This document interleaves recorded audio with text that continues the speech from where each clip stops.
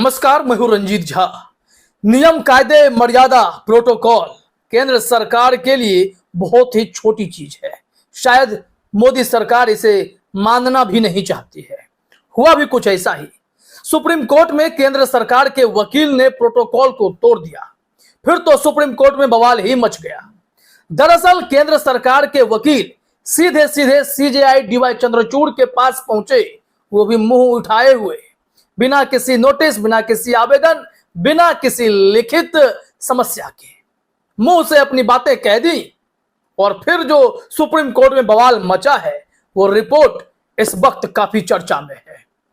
Justice बीबी नागारत्ना ने केंद्र सरकार के वकील को और केंद्र सरकार को साफ मैसेज दे दिया है कि आपने जो किया है, इससे सुप्रीम कोर्ट की पूरी न्याय व्यवस्था ही चरमरा जाएगी। और यह मत भूलिए कि हम भी सुप्रीम कोर्ट ही हैं। सुप्रीम कोर्ट के भीतर जितने भी बेंच हैं, हर कोई सुप्रीम कोर्ट है। पूरा मामला बेहद दिलचस्प है। तो चलिए बिना समय गवाए हम आपसे पूरी रिपोर्ट साझा करते हैं कि कोर्ट रूम में ऐसा क्या हुआ कि जस्टिस बीबी नागारत्ना ने मोदी सरकार के वकील के होश उड़ा डाले हैं। देखिए अपने स्क्रीन पर यहां लिखा गया है, सुप्रीम कोर्ट की हर बेंच सुप्रीम कोर्ट है, केंद्र सरकार पर क्यों भड़क गई जस्टिस नागारत्ना। अब यह खबर देखिए आप, सारी बातें स्पष्ट होंगी। यहां लिखा हुआ है, सुप्रीम कोर्ट की जज जस्टिस बीबी नागारत्ना बुधवार 11 अक्टूबर को कोर्ट रूम में तब भड़क गई जब उनकी बेंच द्वारा पारित एक आदेश को वापस लेने के लिए केंद्र सरकार मुख्य न्यायाधीश डीवाई चंद्रचूड़ की अदालत पहुंच गई। जस्टिस नागारत्ना ने कहा कि सुप्रीम कोर्ट का हर बेंच सुप्रीम कोर्ट है और उसका आदेश सुप्रीम कोर्ट का आदेश है। जस्टिस हिमा कोहली और जस्टिस बीबी नागारत्ना की पीठ द्वारा पारित आदेश को वापस लेने के लिए देश के मुख्य न्यायाधीश के समक्ष एक आवेदन का मौखिक रूप से उल्लेख करने के लिए जस्टिस नागारत्ना ने केंद्र सरकार के एडिशनल सॉलिसिटर जनरल को फटकार लगाई है। केंद्र सरकार के वकील एएसजी भाटी को न जाने उस वक्त क्या समझ में आया, वो सीधे तौर पर सीजेआई डीवाई चंद्रचूड़ के पास पहुंच गई, जबकि वो सुप्रीम कोर्ट के तमाम आचरण से भली भांति परिचित होंगी। इसके बावजूद भी ऐसा कुछ हुआ जिसके चलते जस्टिस बीबी नागारत्ना ने भरे कोर्ट रूम में जमकर एएसजी भाटी को खरी खोटी सुना डाली है। आगे देखिए क्या हुआ है। यहाँ जस्टिस नागारत्ना ने कहा कि वह बिना आवेदन दायर किए किसी अन्य पीठ द्वारा पारित आदेश में हस्तक्षेप के लिए मुख्य न्यायाधीश से संपर्क करने वाले संघ की कार्रवाई से परेशान और चिंतित हैं। जस्टिस नागारत्ना ने चिंता व्यक्त की कि यदि ऐसी मिसाल कायम की गई तो अदालती व्यवस्था चरमरा जाएगी। एकदम से उन्होंने साफ और कड़े लहजों में संदेश दे दिया है। क्या चाहते हैं आप कि सुप्रीम कोर्ट एकदम से बेबस हो जाए, चरमरा जाए, लचर स्थिति में आ जाए? क्योंकि इससे पहले सीजेआई डीवाई चंद्रचूड़ भी एक केस को लेकर भड़क उठे थे कि आप चाहते हैं कि सुप्रीम कोर्ट निष्क्रिय हो जाए। यह कैसा खेल चल पड़ा है। तमाम नियम, कायदे, प्रोटोकॉल को ताक पर रखकर अब सरकारें और उनके वकील काम करने लगे हैं। अब देखिए आगे यहां क्या हुआ है। बताया जा रहा है, लाइव लॉ की एक रिपोर्ट के मुताबिक जस्टिस नागारत्ना ने केंद्र की ओर से पेश अतिरिक्त सॉलिसिटर जनरल ऐश्वर्या भाटी से कहा, हम इसकी इजाजत नहीं दे सकते। यदि केंद्र ही ऐसा करना शुरू कर देगा तो निजी पार्टियां भी ऐसा करने लगेंगी। हम एक अभिन्न न्यायालय हैं। सुप्रीम कोर्ट की हर पीठ सुप्रीम कोर्ट ही है। हम एक न्यायालय हैं जो अलग अलग पीठों में बैठे हैं। अपनी बात करूं तो मैं भारत संघ की ओर से इसकी सराहना नहीं कर सकती हूं। साफ तौर पर उन्होंने गुस्सा दिखाया है। यह मामला किस चीज से जुड़ा हुआ है वो हम आपको बता देते हैं। दरअसल एक विवाहित गर्भवती महिला वो अपना गर्भपात कराना चाहती है। वो तीसरा बच्चा नहीं चाहती।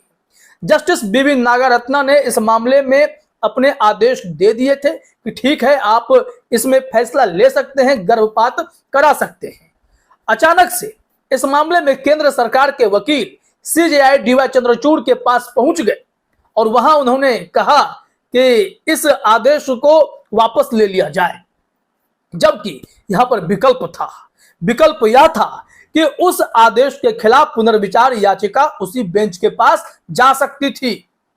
और ये लोग भूल गए कि जस्टिस नागारत्ना ने ऐसे ही एक मिलते जुलते केस में सैटरडे संडे को भी अपनी बेंच बिठाई थी और उसमें बड़ा फैसला लिया था। तो क्या जस्टिस बीवी नागारत्ना इस मामले में पुनर्विचार नहीं करती? इन लोगों ने इस बेंच के आदेश के खिलाफ सीधे तौर पर सीजेआई डीवाई चंद्रचूड़ के पास जाकर वो भी मौखिक रूप से समस्या बता डाली, जिसके बाद तो बीवी नागारत्ना ने उन्हें सही जगह दिखा डाली है कि आपने जो किया है वह सुप्रीम कोर्ट की व्यवस्था के खिलाफ है। आप न्यायालय को चरमरा देंगे, हम ऐसी उम्मीद आपसे नहीं कर सकते हैं। इस मामले में जरा देखिए, डीएनए हिंदी ने भी रिपोर्ट प्रकाशित की है, उसके भी हेडलाइन बड़े जबरदस्त हैं।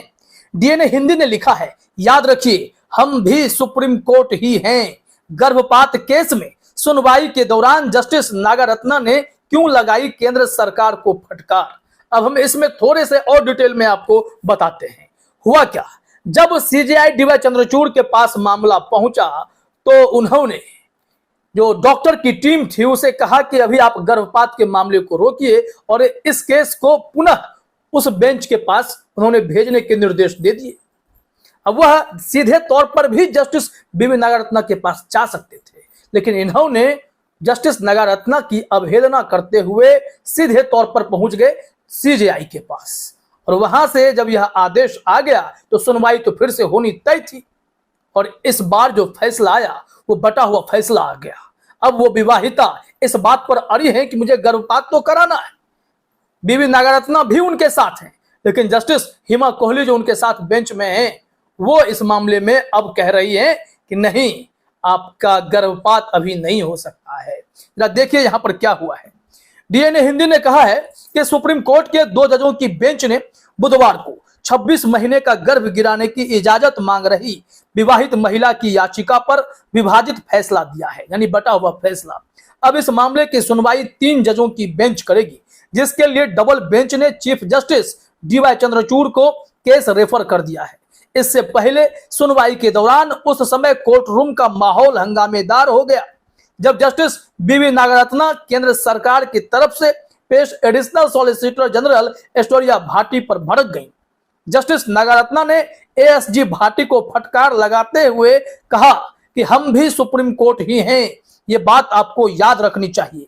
दरअसल जस्टिस नागारत्ना इस बात पर नाराज थीं कि उनकी बेंच द्वारा पारित एक फैसले को वापस कराने के लिए केंद्र सरकार ने सीधे चीफ जस्टिस के पास याचिका क्यों दाखिल कर दी, जबकि तय प्रक्रिया के मुताबिक पहले उनकी बेंच में ही पुनर्विचार याचिका दाखिल होने चाहिए थी। यह तो सुप्रीम कोर्ट में बवाल कराने जैसा हो गया। सीजेआई डीवाई चंद्रचूड़ के पास पहुंच गए और जो चंद्रचूड़ साहब ने पीठ तैयार किए हैं, बेंच बनाए हैं, उस बेंच को आप क्या सुप्रीम कोर्ट नहीं मानते? इस वजह से उन्होंने उन्हें समझा दिया, बीवी नागारत्ना ने, यह मत भूलिए कि हम भी सुप्रीम कोर्ट ही हैं। सुप्रीम कोर्ट की हर बेंच सुप्रीम कोर्ट है, बस पीठ के रूप में हम लोग अलग हैं, हम सब सुप्रीम कोर्ट हैं। इस भाटी को इस बात के लिए माफी भी मांगनी पड़ी है, वो हम आपको आगे बताते हैं। जस्टिस नागारत्ना ने एएसजी से कहा कि हम इसकी इजाजत नहीं दे सकते।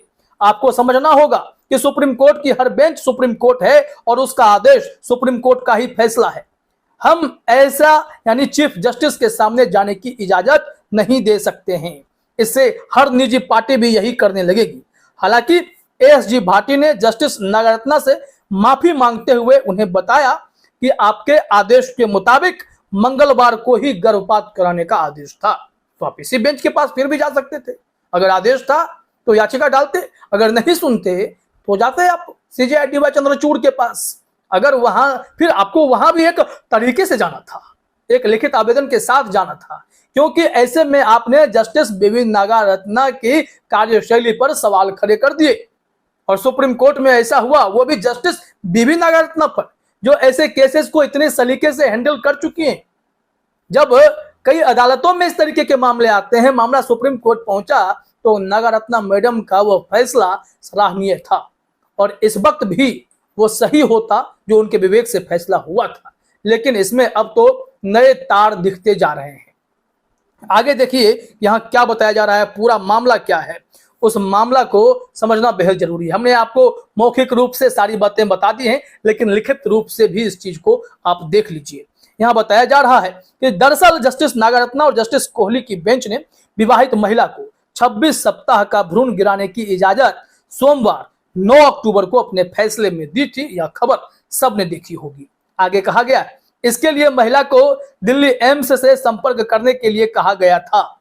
इस फैसले के खिलाफ केंद्र सरकार की तरफ से एएसजी भाटी ने मंगलवार शाम 4 बजे चीफ जस्टिस डीवाई चंद्रचूड़ के सामने पेश होकर इस आदेश का मौखिक जिक्र किया था। उन्होंने एम्स के डॉक्टरों की भ्रूण के जिंदा पैदा होने की संभावना का जिक्र करते हुए केंद्र सरकार की तरफ से डबल बेंच का फैसला वापस लेने का आग्रह किया था।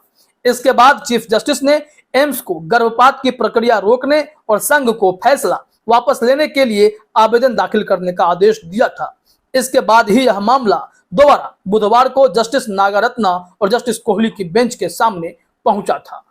और फिर क्या हुआ? इस बार जब सुनवाई हुई तो जस्टिस नागरत्ना काफी गुस्से में तो थी ही, और फैसला भी जो आया, नागरत्ना अपने स्टैंड पर कायम रही, लेकिन जस्टिस हिमा कोहली भ्रूण के जीवित होने की बात और उसे जिंदा पैदा करने के एक सलाह को लेकर फिर से अपने कदम पीछे खींचते हुए अपने फैसले से पलट गई। और उन्होंने जब इस मामले में अलग फैसला दिया तो डिसीजन बट गया। डिसीजन के बटते ही यहाँ पर आदेश यह हुआ है कि अब यह 3 बेंच में जाएगा मामला। अब तो फिर भी डिले हो रहा है। अब क्या होगा? अब केंद्र सरकार के वकील ने जो किया है, क्या यह मामला उचित है जो कि अब 3 बेंच में तय होना है? वहां से अगर जजों का 2-1 से फैसला आएगा तभी यह फाइनल हो पाएगा कि गर्भपात की अनुमति मिलनी चाहिए या नहीं मिलनी चाहिए। अब गर्भवती महिला वो तो चाहती है कि मिल जाए, लेकिन अब अदालत और केंद्र सरकार के वकील नहीं चाहते कि इस मामले में अब गर्भपात की जाए। देखिए आगे क्या होता है, इंतजार करना होगा। लेकिन केंद्र सरकार के वकील ने अपने इस आचरण से बता दिया है कि उन्हें जो मन में आएगा वो वही करेंगे और सुप्रीम कोर्ट के नियम कानूनों की धज्जियां उड़ाकर रख देंगे। फिलहाल इस वीडियो में इतना ही। आप सभी का हमसे जुड़ने के लिए बहुत बहुत धन्यवाद।